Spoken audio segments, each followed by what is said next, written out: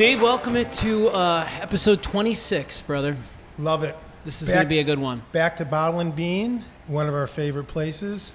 Let me just really quick say thank you to Brooklyn V's, Darwin Wall Real Estate, and the Tutor Doctor. Here's a little bit about them, and then we're going to get to our show today with the Eric Sperling from STN, the Lloyd Hopkins from the $1 Million Teacher Project, and Julia Peters from Peixoto Coffee. All right, back Exciting. in a minute. Howdy. This luxury home will blow your mind. Watch until the end to see a feature that your dog will write you a thank you note for, if they could.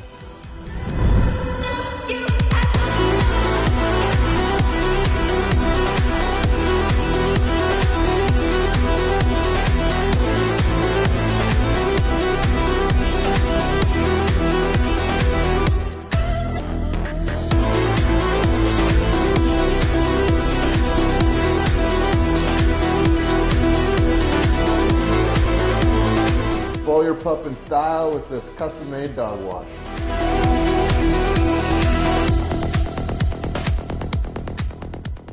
At Brooklyn V's, we bring the taste of Brooklyn right here to Arizona. Our family's been serving up real Italian food for generations, and every dish is made with love, just like Nonna used to make.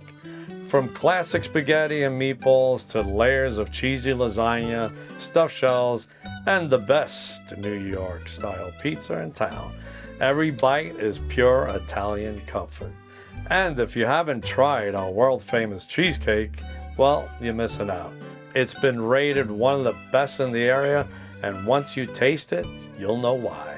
So come hungry, leave happy, and enjoy a little slice of Brooklyn right here in Arizona.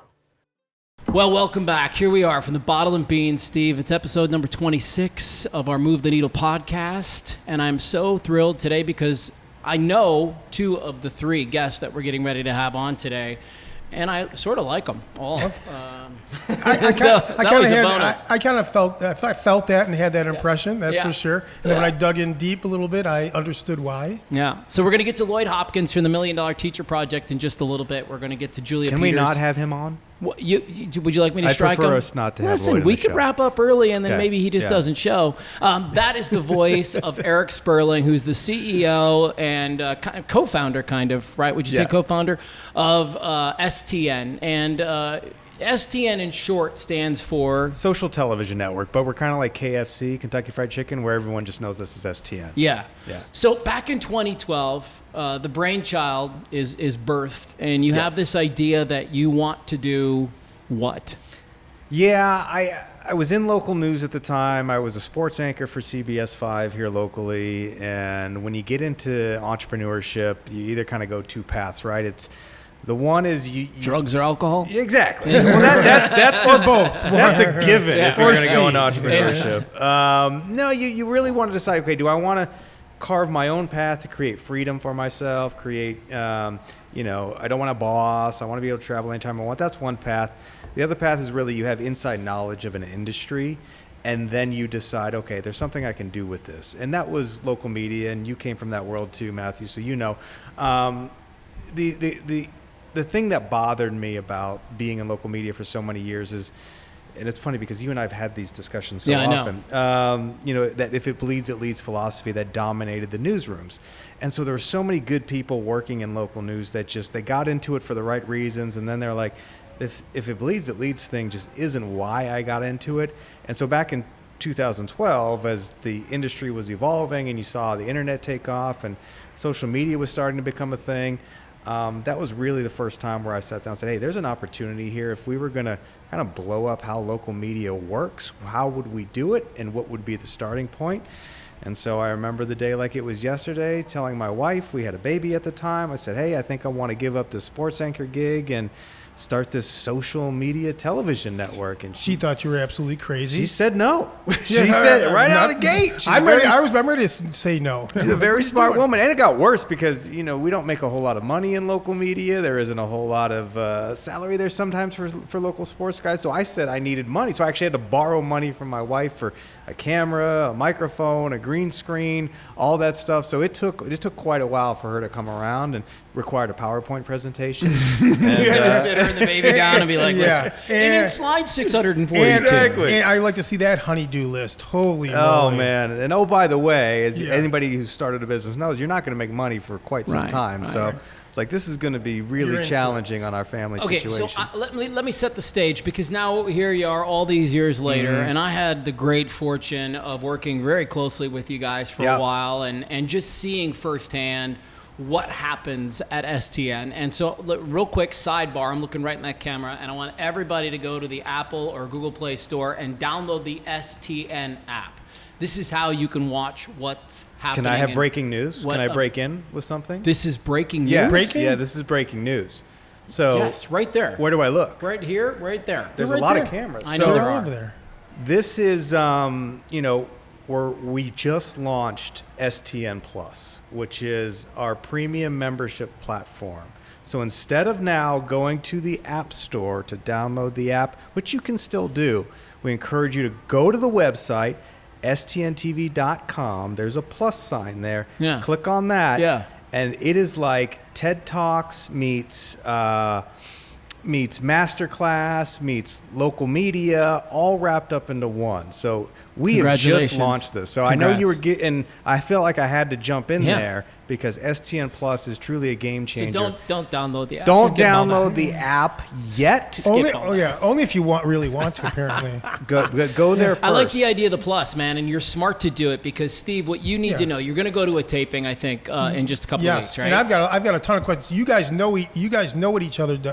I just wanted to say really quick that what STN is more than anything in the world, and I think it's Jackson Fonder maybe that's the coined the phrase. It's a room full of the willing.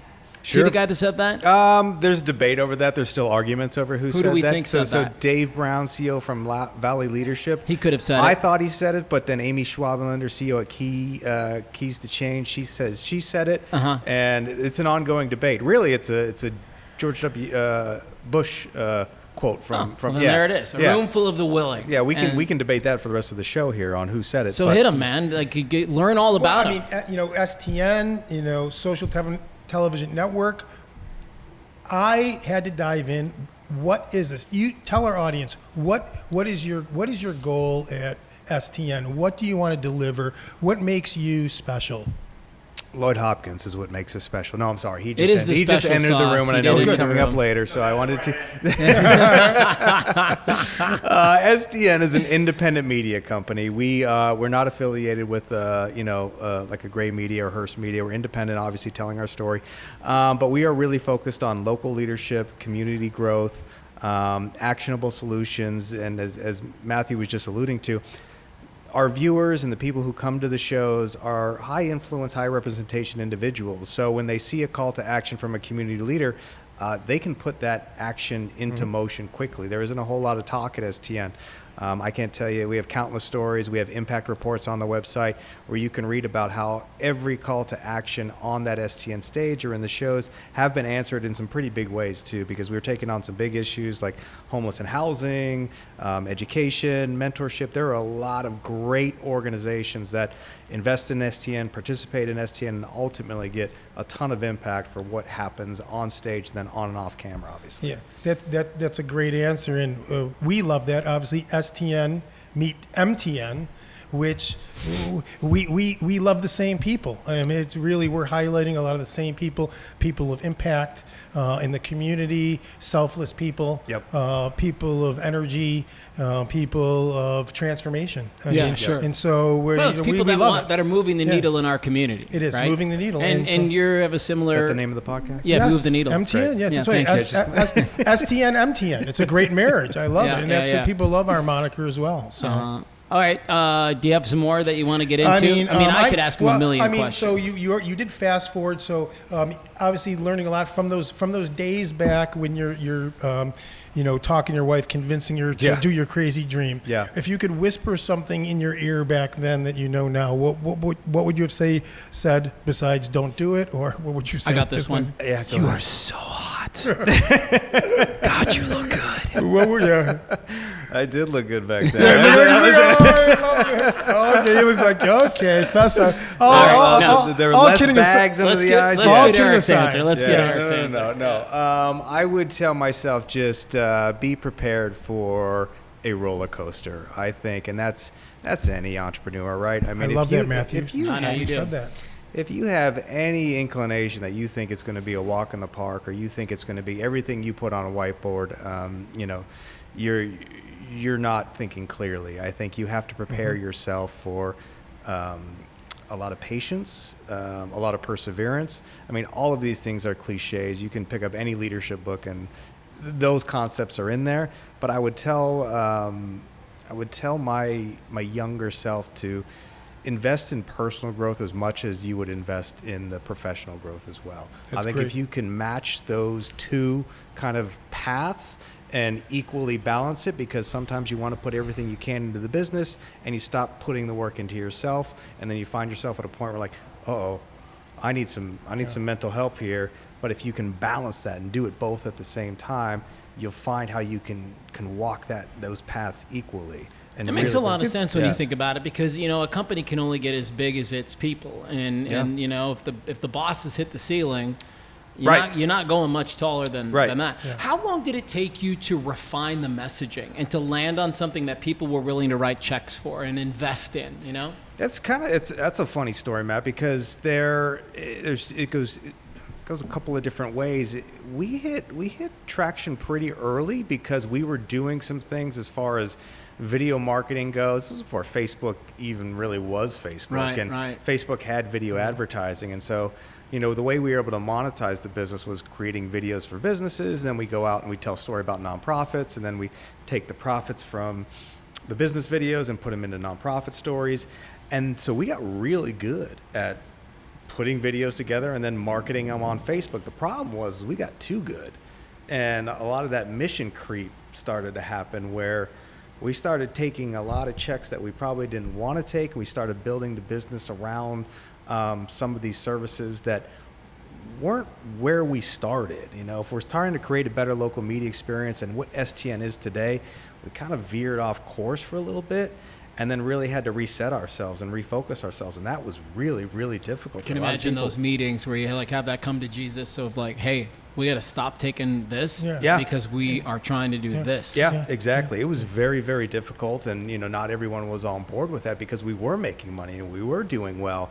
But for those of us who were truly invested in the operation, we knew like this isn't why we left local TV. This isn't why we got together and started this. And that's the other thing too. When we're talking about entrepreneurship, it is not about you. It is about the people who you get to come with you on a mission, the people that you trust in and have faith in, and we're not putting individual names on our production companies and going out there and trying to make them successful. We threw a mission out there, and who's behind this and who wants to get behind it. And so when you get off mission, you feel it and everybody knows it. And then that's the hardest point, is to kind of get that compass back in the right direction and then realize, okay, now we're on the right path. So to answer your question, like, we hit the ground running and we got checks early, but we started to grow too quickly around getting those checks. And that's a very common thing you see in businesses, growing too quickly and taking on maybe the business you didn't want to take on, and then realizing that at some point you're going to have to pivot and get back on mission. And that can be, there are growing pains with that too. Okay, fair enough. Eric Sperling from STN with us on our Move the Needle podcast, Steve. Yeah, I've got a question that's alongside of that.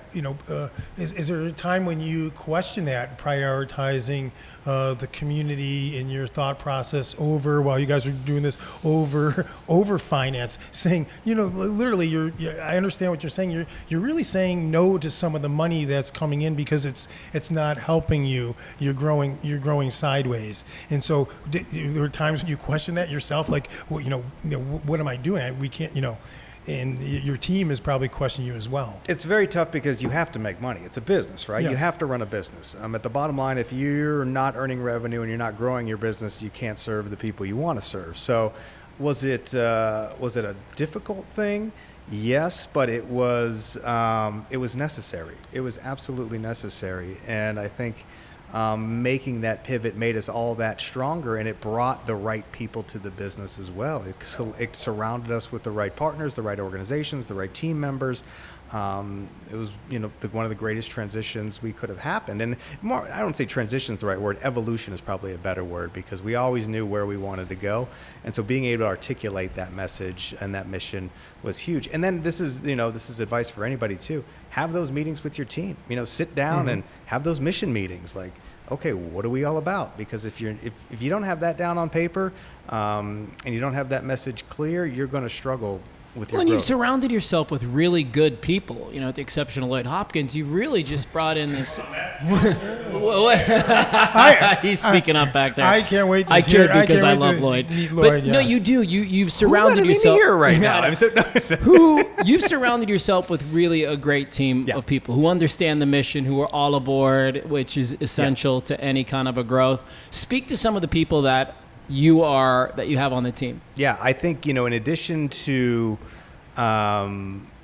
great team members, I think you have to look at your team too. You have to take a step back and go, all right, do I have diversity of thought on this team? Do I have people who balance each other's strengths and weaknesses?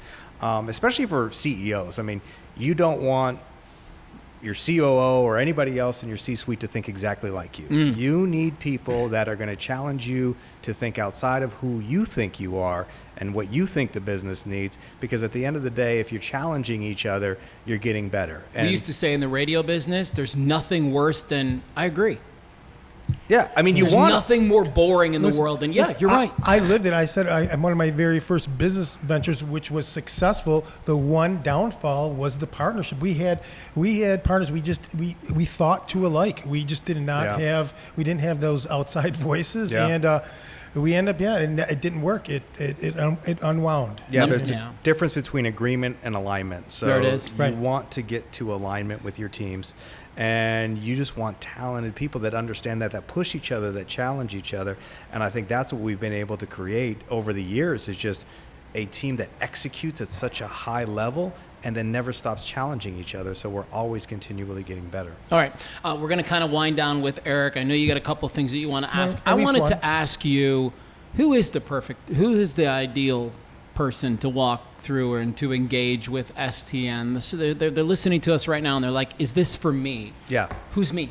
All right. So, and I'm gonna pitch STN Plus again, because that's what we're doing. The STN Plus, the perfect person, is somebody who's reached a point in their personal life, in their career, where they know they want more. They know that they have the ability to never stop learning. They want to sharpen those leadership skills. And then they want to see the opportunities where they can apply those leadership skills. So it's one thing to read the books, to watch the podcast, to watch the documentaries. The insight's not enough, right? Like, you can fill yourself with leadership insights, but where are you going to put those? And so STN and STN Plus, it's a perfect place for you to sharpen those leadership skills and then see opportunities in your local community where you can apply those leadership skills. And you can make all of these missions better by becoming a better leader and becoming a better steward in the community. Who are some of the partners that you're working with right now that you're so as grateful far as the for? partners, the seasoned partners, you know them well, Matthew. I mean, you've got your U-Moms, your Jackson Fonders, your Monique Lopez's, your Keys to Change, Amy Schwabenländer, Richard Cruz over there. We've got some outstanding partners at Mercy Care, the leadership team over there. And then, from the corporate space, you've got Bank of America, Arizona Financial Credit Union, Meadows Bank. You've got so many different organizations that do different things. But at the end of the day, they're all looking to make a better Arizona, so we can all come together in that common theme. Beautiful. Bring it home, Steve. Yeah, I love it. So, that's the serious message of it, and it's very, very impactful and serious. I love it. I'm gonna end my question on a funny note. Okay, fun note. I should say. No sense of funny. humor. This is a terrible idea. I know. Well, if you could, you've done this STN where you are now, where you've been, you got to build a time capsule in, let's say, 30, 50 years. What are you putting in it from STN? What do you want people to remember from you? You got to put something in your little hope chest. What are you putting in there? I would put nothing in there, Steve. I would hope that in 50 years from now, we've done a good enough job with STN where nobody's thinking about the past. They're actually thinking about what it's doing presently and then where it's going in the future. Love that. Maybe everything's solved. Nothing would be solved, but I think the ability to leave behind a legacy of the next generation is going to take this on, and the next generation is going to take what we have built and use it to perfection. So I wouldn't want them digging up anything from the past necessarily. I want them focused on the future. How about it? Love it. You didn't see it coming. Didn't see it coming. Eric Sperling, STN. Make sure you get to the website and download Plus. STN Plus. Do it. Do Thank it. you, Blaze. Be a part of that Sorry whole for thing. interrupting. It's I had perfectly fine. breaking news. Listen, you are a host. I am a host. Yeah. I understand. It's what we do. When we see the train driving the wrong way, we just put it right back on the track. All right, let me ask you a question Yeah. before we go. Uh-huh. So is the pen your crutch? Because sometimes I would have in hosting, I'd want something like a pen in my hand to help me. Is the pen your thing? Do you always have a pen in your Yeah, hand? sometimes. Because you didn't write anything down. You didn't write a single I thing did. down. I wrote 2012 and I you wrote did. Plus. Okay. I run the beads or I run the pen. Okay. All right. The beads is Yeah, cool. The beads are cool. The beads work out.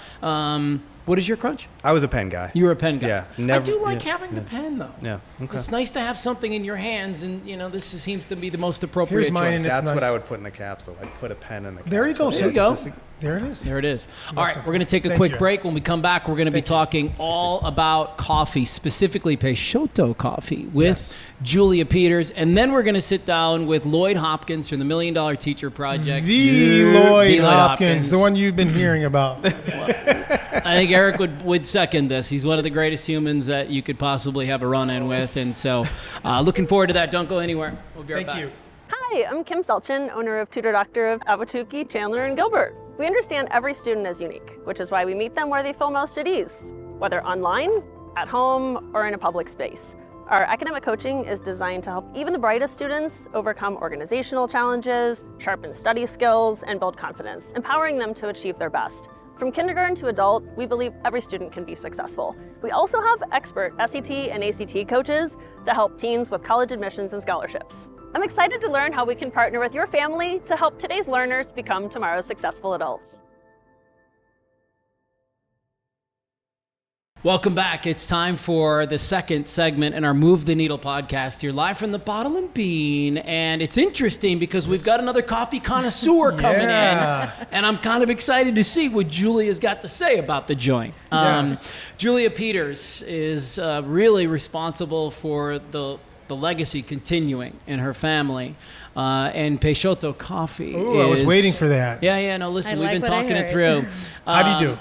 Doing well, thank She's you. here to kind of talk about all things coffee. I want to know, first question that I have for you, Julie, welcome, is you. what is Peixoto? What does that mean? So Peixoto is my family name. I'm actually Julia Peixoto. That's my maiden name. And the whole reason for that name is because I wanted to keep my family's name and legacy alive in coffee. And I felt that the only way truly to make justice to the legacy would be to keep the family name in the product. Okay. Versus naming it Something different. else. Okay, so let's stay on the family for just a second. My understanding after watching a little video about the coffee shop is that this goes all the way back to your grandfather. So can you take us back in time and tell us how it all came to be? And where? And where? Yes, it's a long ways from here. So Like I Gilbert? was. Sorry. No, I'm just making a bad joke. I have a little, I have a little further than that, I have a feeling. A little further than further south. So I was born and raised in a family farming coffee. I was born in Brazil, in southern Minas Gerais, and coffee is what everyone did, not just in my family, but all around us. I grew up in this community of coffee farmers.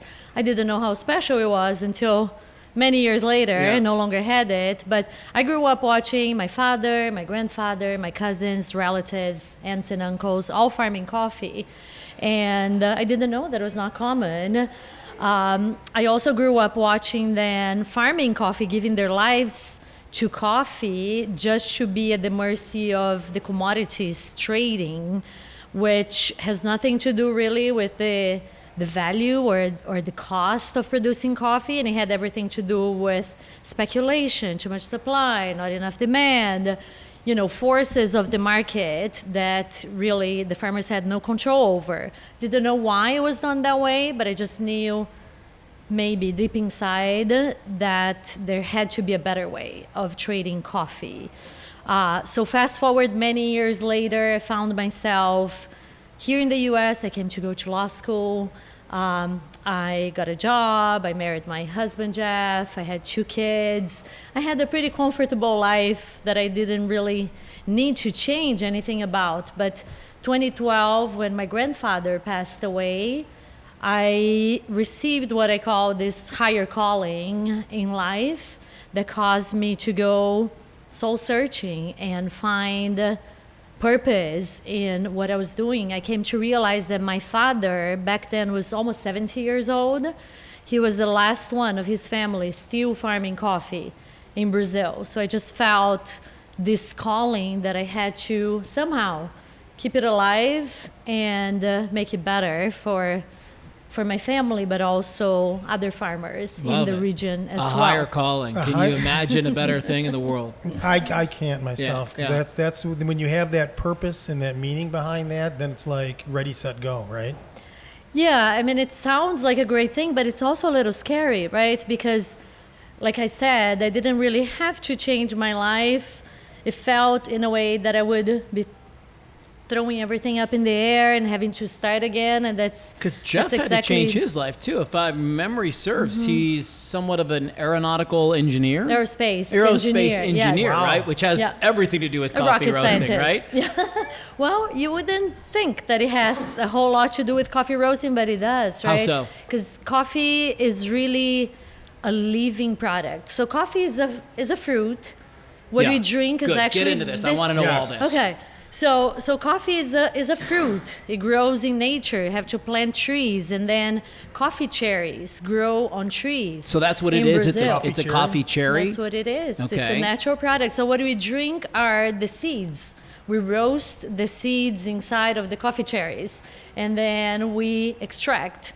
So there's a lot of science that goes behind the process of transforming coffee from this agricultural product to a product that can be consumed, that can be consumed as a food product. So that's where the science is. And Jeff really became instrumental in the process during, this period of time when we're exploring ideas of what we would do with my family's coffee. Initially, we thought, okay, maybe we just import and sell as an agricultural product to other roasters, to other coffee businesses.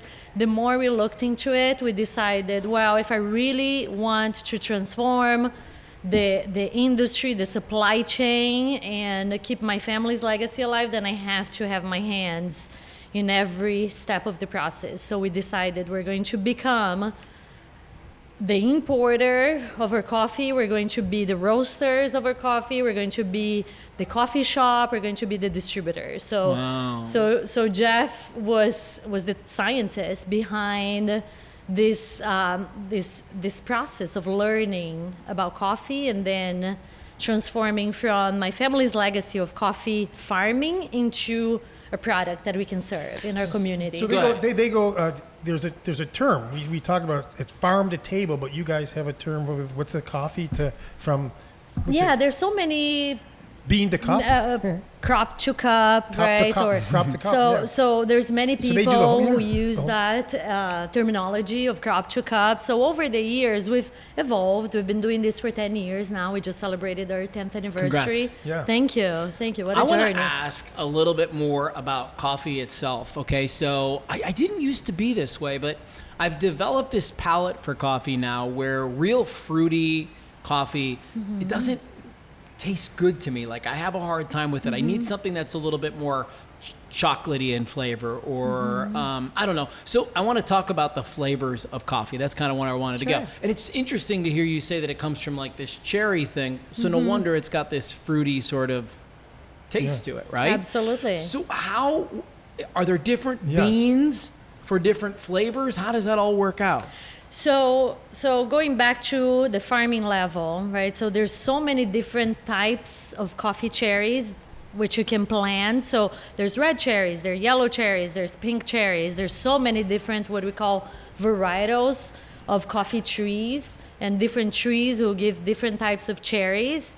And then there's, coffee is, like I said before, is a living thing. And when you drink a cup of coffee, you're drinking the sun exposure, the winds, the rains, the soil of the country where the coffee was grown. You can only grow coffee in certain geoclimatic conditions, right? Brazil is one of those countries. There are other countries on the coffee belt, as we call. So you need so many things, altitude to grow coffee. And then when you drink coffee, you're really tasting the terroir, the land of where the coffee comes from, as well as the farming practices that were applied to that coffee. So there are coffees which we call naturals, in which the cherries are picked and then they're dried under the sun for weeks, for 3-4 weeks at a time before they're stabilized, and then you can process it further. There's other processes like the washed coffees that will yield a different flavor profile in the coffee altogether, like a cleaner and crisper coffee. So there's so many attributes that go into coffee. And then there's the processing, as we call. Coffee being a fruit, you can ferment the fruit, and then you end up with highly fruity flavors, as you're describing, right? So the naturals tend to be more robust, deeper, sweeter, chocolatey, like you tend to be more agreeable with you. Right. But then if you ferment the coffees, you may end up with a much fruitier cup. So.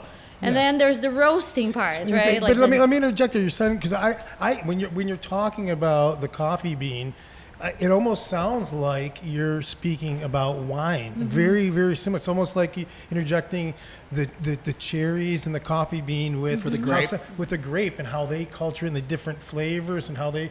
I was like, I bet you there's. It sounds like a lot of similarities. It's actually a very similar industry, coffee and wine or grape production. Here's a fun fact: coffee has a lot more flavor compounds than even wine, so you can find more nuanced flavors in coffee than you can in wine. So there's a whole industry out there where coffee is graded very similarly to wine on 100 scale. So what we deal with is specialty grade coffees, which score 80 points or higher.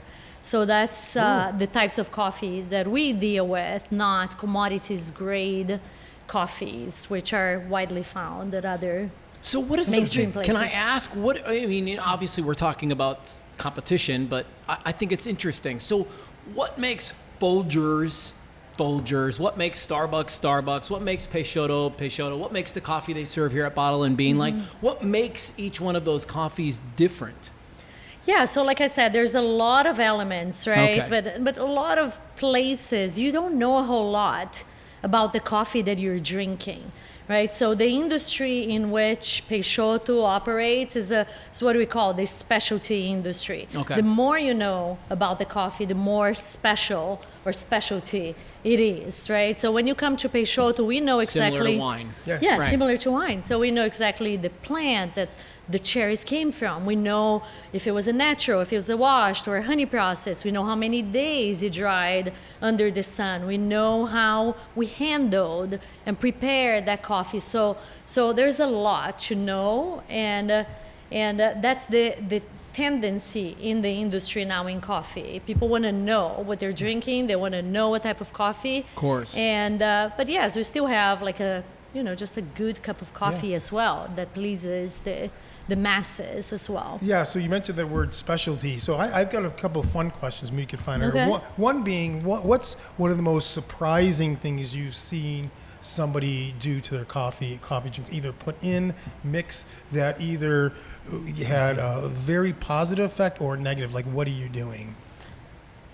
So I am a purist coffee drinker just because I like to Don't ruin my coffee with anything. By the way, me three. No, you got a mocha, so you chime down over there. You added milk and sugar, all kinds of crap. This is like a vacation for me. Come on. That's pretty traditional. Mocha is... Coffee too. Yeah, so chocolate is... Honestly, I'm usually chocolate and coffee go great together. Yeah, so there's nothing wrong with it. No, I get you. But I think that where I tend to hesitate a little bit is where...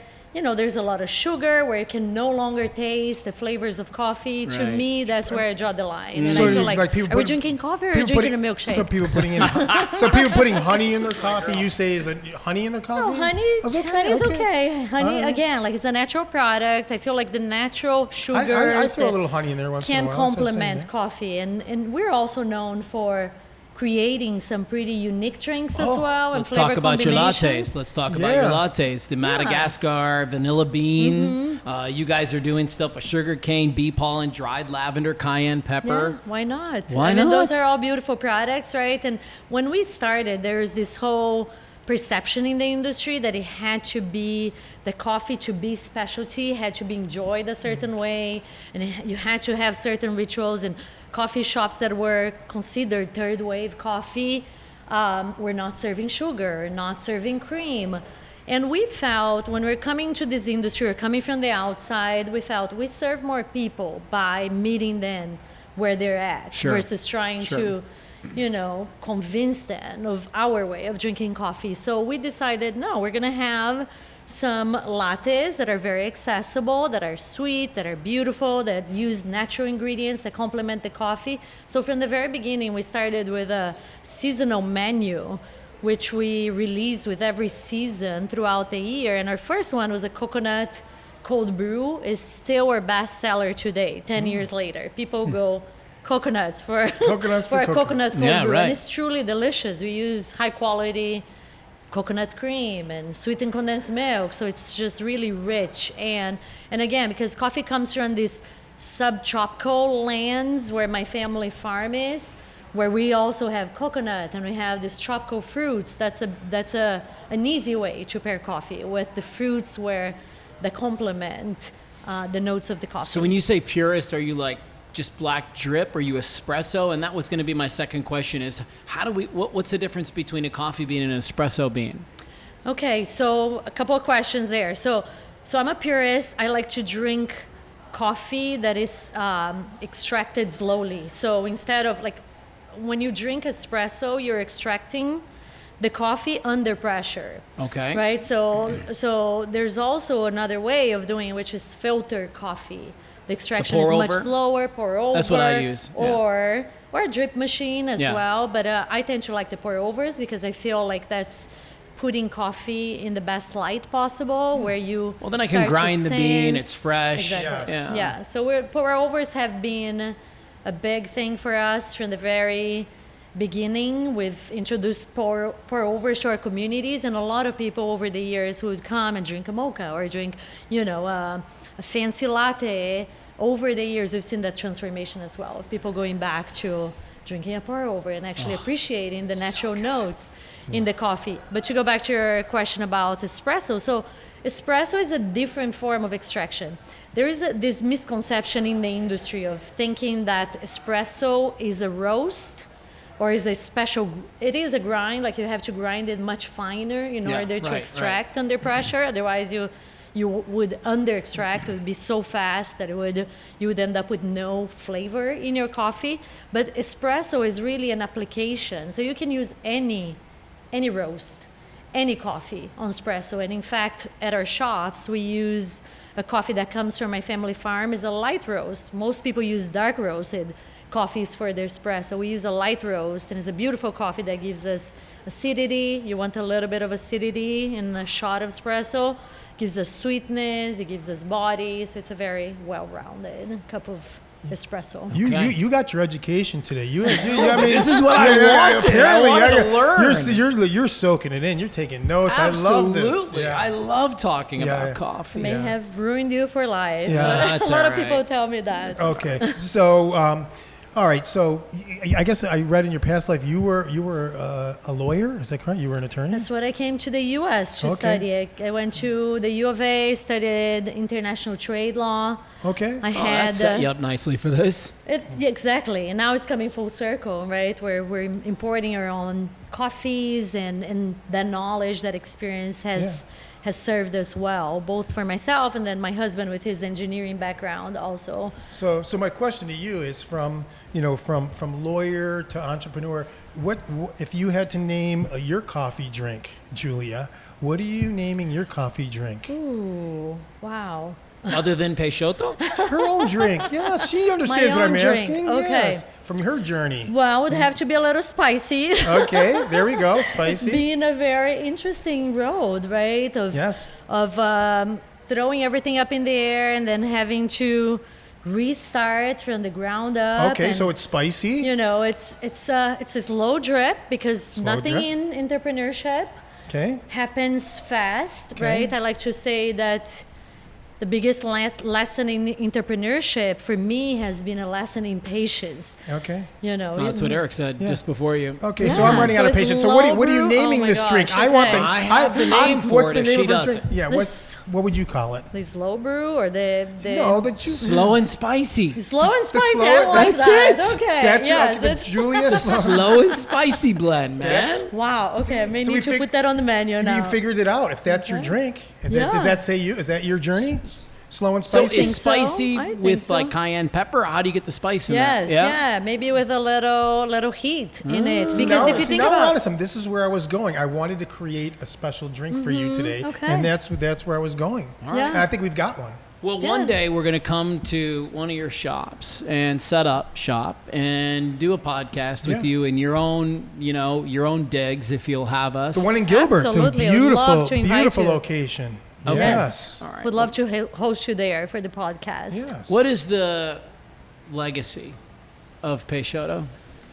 Yeah, so the legacy is truly the vision which we started with and that continues to be our North Star today, right? Like you never get there where you Thank you for saying that. Yes. where you look back and said, okay, that's done. The legacy is done. It's a work in progress, and we started with this vision to keep my family's legacy alive, make it better for farmers along the way by changing the equity of the game and putting, money in the hands of the farmers, who are the ones who give their lives for these agricultural products. So that's the legacy, and that's the legacy that we're living today.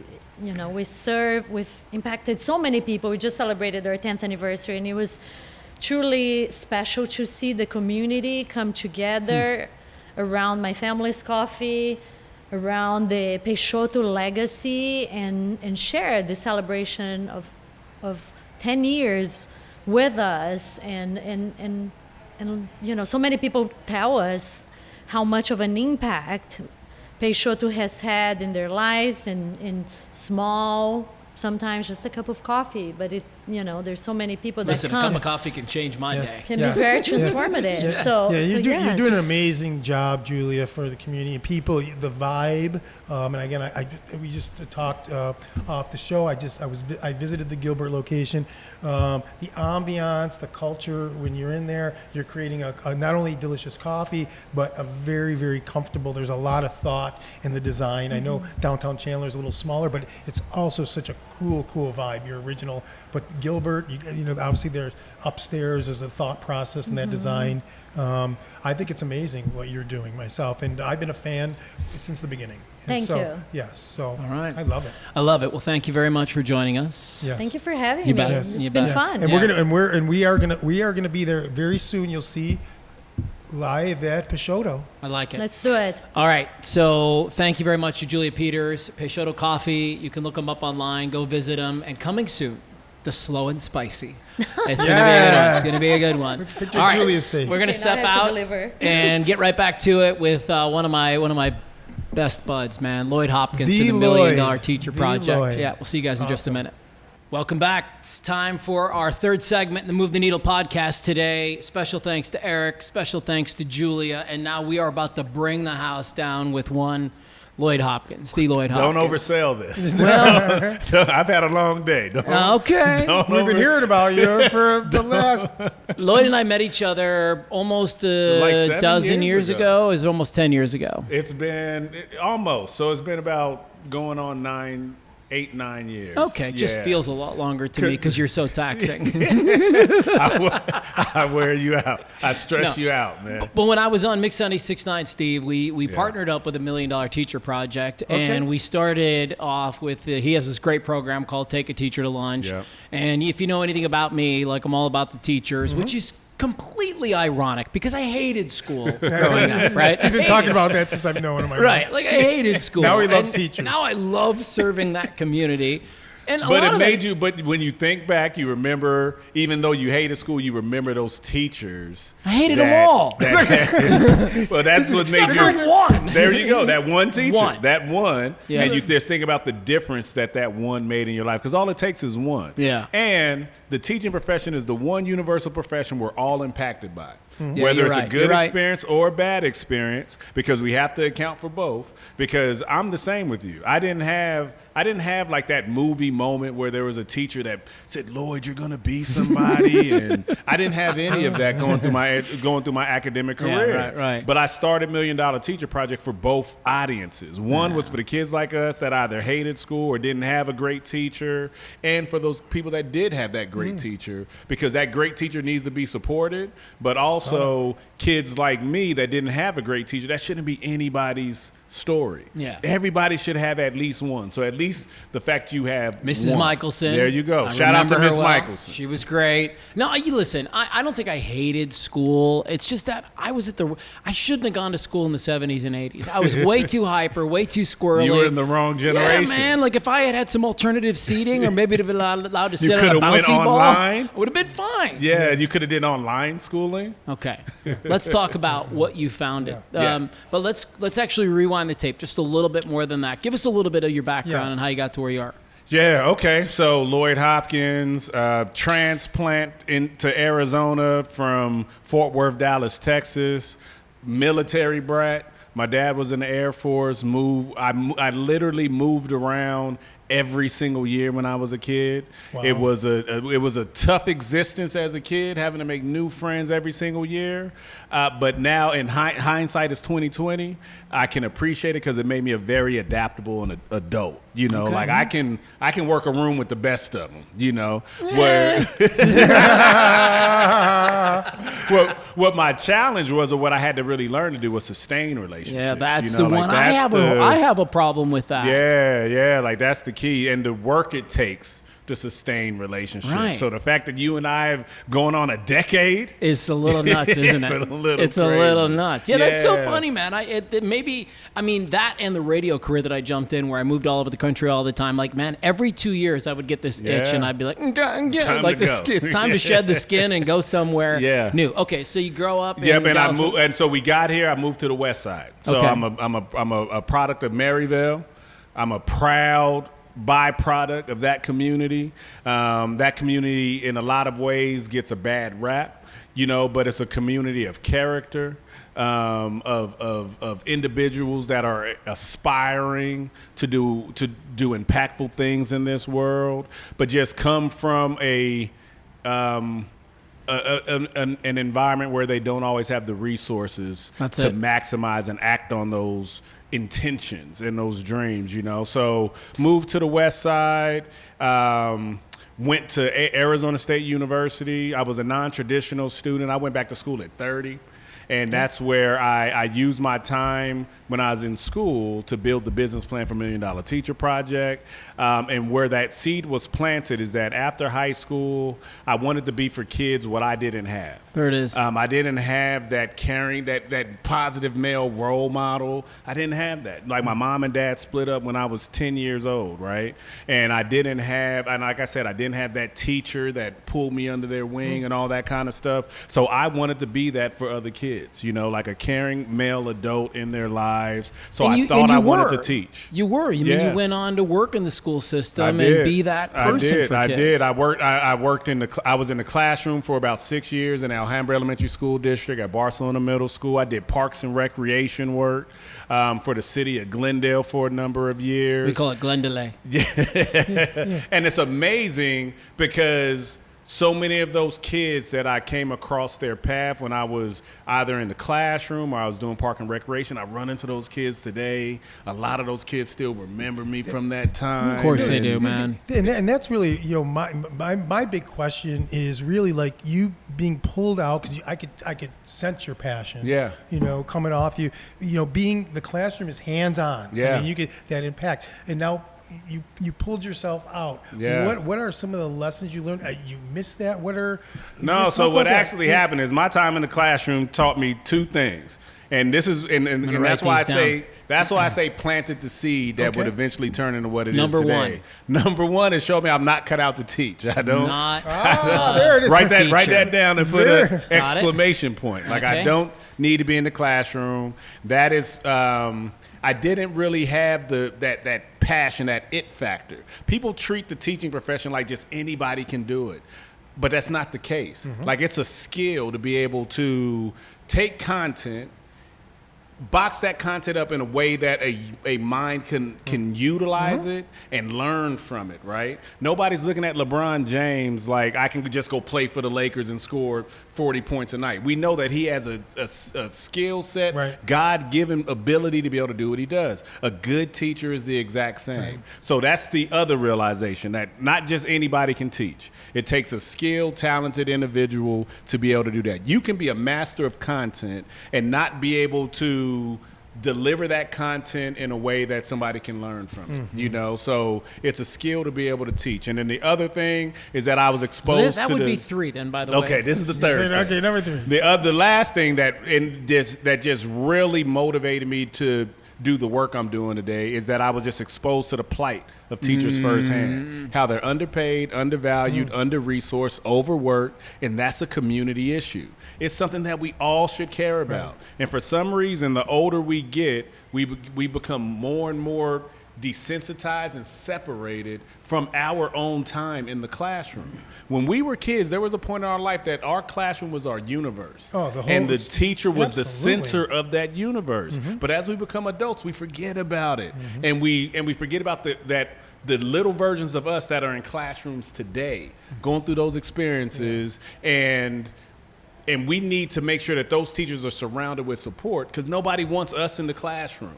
Otherwise, we got to go into the classroom, and that's going to ruin some kids' life. They don't want us in the classroom. So we have to preserve those amazing teachers that are in there doing that great work every day. And that seed is what stayed with me and eventually led to me launching $1 Million Teacher Project. Which is set up to increase recognition, compensation, and support for teachers, educators. right? Yes. So what is $1 Million Teacher Project doing these days to make that happen? Yeah. So we have a 3-pillar system, as Matthew just kind of talked about. Our model revolves around partnering with Title I schools and marginalized communities. And for people that don't know what a Title I school is, these are schools that typically have at least 80% of their students on free and reduced lunch. That means they live at or below the poverty level to qualify for free and reduced lunch. So you can imagine the communities that we're serving.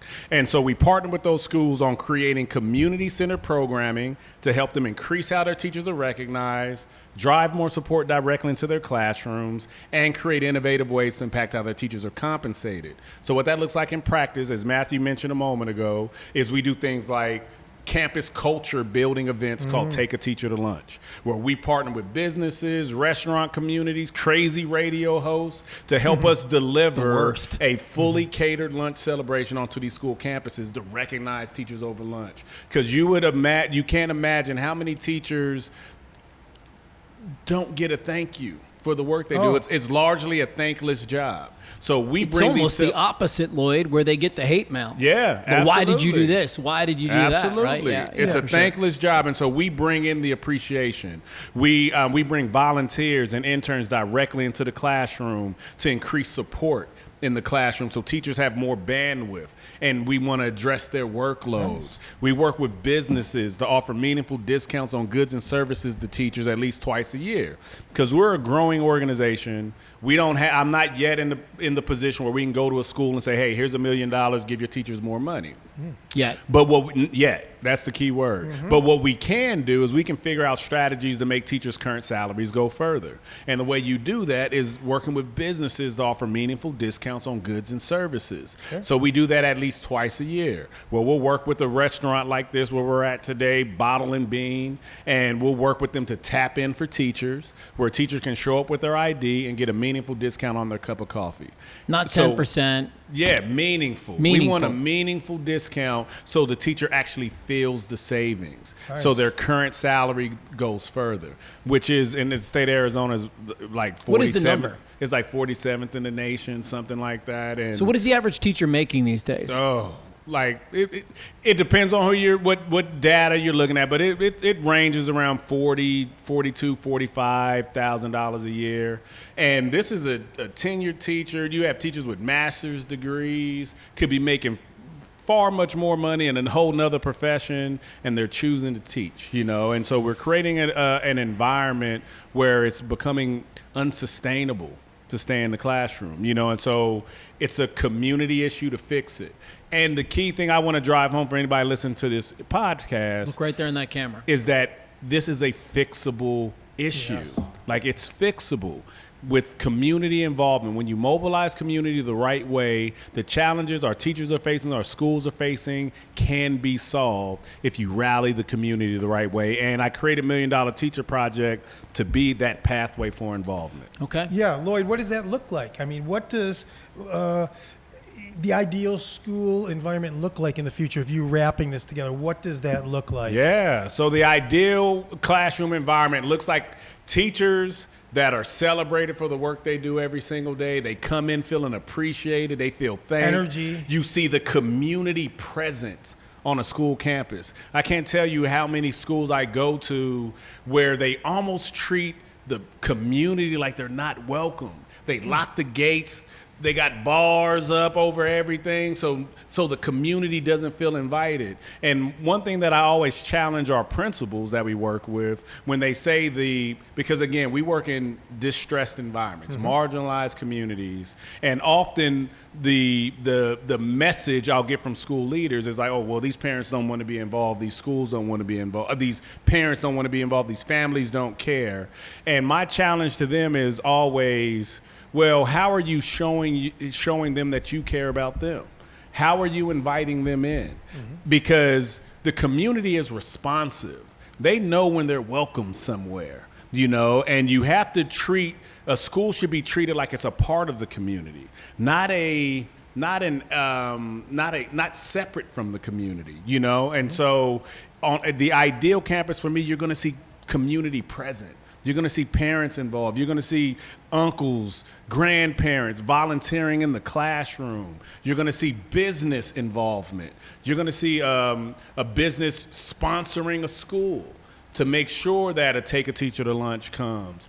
You're going to see the neighboring businesses around that school tapping in and say, speakers. Hey, you're going to see guest speakers come in, that are coming in sharing about how teachers have impacted their lives. And it's an omnipresent, consistent thing. It's not a one-off, every now and then. It's an everyday. It's an everyday. It's a part of the culture on how the school operates. And lastly, you're going to see student achievement. Because when you care about teachers, when you invest in teachers, when you make sure they have the resources they need, students win. Yeah. So you're going to see students that are performing off the charts, but also feeling loved and cared and supported by their school. So a question that I have is, you work so closely with these principals and these teachers. Yeah.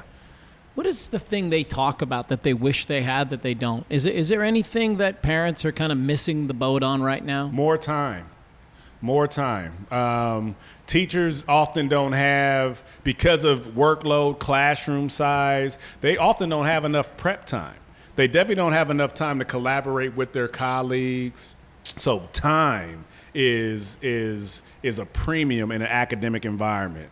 Classroom time is so super important, and that's sacred time on the campus. So we don't want to disrupt academic time, but teachers need more time, where they're not having to grade papers after school, because that eats into their family life. That eats into their family time. When they can't, after work, like hang out with their significant other or something like that.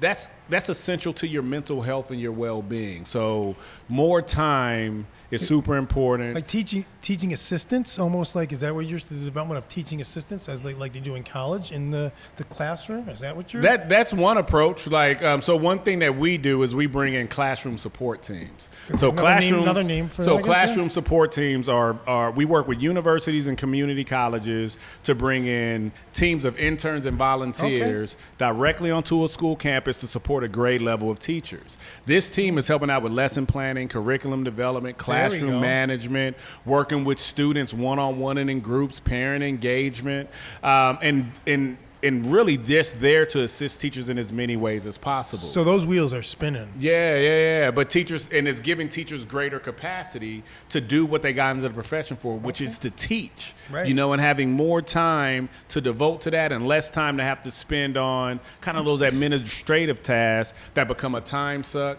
and eventually lead to burnout.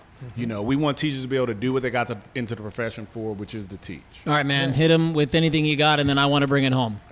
Really, I mean, boy, he's the questions that I have. I mean, a lot of really you answered for me. I mean, all right, great. Then we'll wrap it up. You can go. I'm good. I'm good at what I do. I'm good at this. I mean, you are. This is my bulletproof. first rodeo. I love that.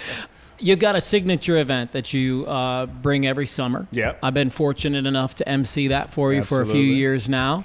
Talk a little bit about the adult field trip and the evolution of that even. Yeah. Because that's even taken on a new shape this year. Yep. So we, running a nonprofit, what's typical in this sector is the standard chicken dinner gala. Right. Where they rent out a hall, they do something, Right. and everybody gets dressed up and come. And I really don't like to do anything standard or typical or whatever what's expected. So our gala, I wanted it to be interactive. I wanted it to be fun. I wanted it to be something that really drove home our mission. So we created an event called the Adult Field Trip. So what we look at is places that were popular for us when we were kids, that we enjoyed going to, and now let's take adults back there as adults to play like kids again. Steve thought you were taking him to Fascinations. I'm not taking you to that. We're not going to Fascinations. I was thinking putt. You there you go. twisted. Joking. We're gonna take you to the Children's Museum. Yeah. This year we're going to Junior Achievements, BizTown. I saw that. So what is that about? Yeah, we're going to BizTown this year because BizTown is another popular location for field trips. And so BizTown is Junior Achievement has an amazing space where they partner with businesses to replicate kind of their business experience all in one place, and kids get to come in and act like they work there and all that kind of stuff. So we're going to do some really fun things in regards to scavenger hunts and giving adults the opportunity to interact with the simulations while having a cocktail, and some delicious food. So it's going to be a lot of fun. It's our first year doing it there, but the entire premise revolves around putting adults back into the space to play like kids again, to be reminded how important teachers are in their life. So the fourth annual adult field trip is taking place at JA BizTown, July 23rd from 6 to 8 p.m. Tickets go live in April 1st. All right, we'll make a lot of noise. Actually, this podcast will be out after that, so that works out perfect. We'll have a link right in our show notes for everybody to go and tap that and get your tickets to the adult field trip. I'll be emceeing it. It's a super fun, interactive experience. Absolutely. Where you get to literally go back to being a kid and chew on your chicken nuggets and grilled cheese and apple Don't we all slices. need to do that? Yeah. I mean, I think it's a great idea. It keeps us young. Yeah, it keeps us young. Yeah. Like we that inner child inside of all of us. See, is still and there. I'm like Matthew. I had amazing experiences at school. I went kicking and screaming. My parents forced me, like a lot of parents, into a really good education system. And I had amazing teachers that crafted. I'd have to thank for where I am today. Even So tell me about your favorite teacher. Who was it? My favorite teacher, and I believe he just passed away. His name was not too long ago. His name was Jack Kenny. Okay. I went to a school called St. Joseph's Collegiate Institute. It's a Christian Brothers Academy. Yeah. Very strong on academics, and Jack Kenny was the English master at our school, a longtime beloved literature teacher. And, I was for some reason, that was I excelled in English. They put me in English honors. I was in remedial math, like how that goes, you know. Yeah. Not good in math, but English. And I will never forget. I'm telling you right now. And he made a whole dissertation before the class that he gave me.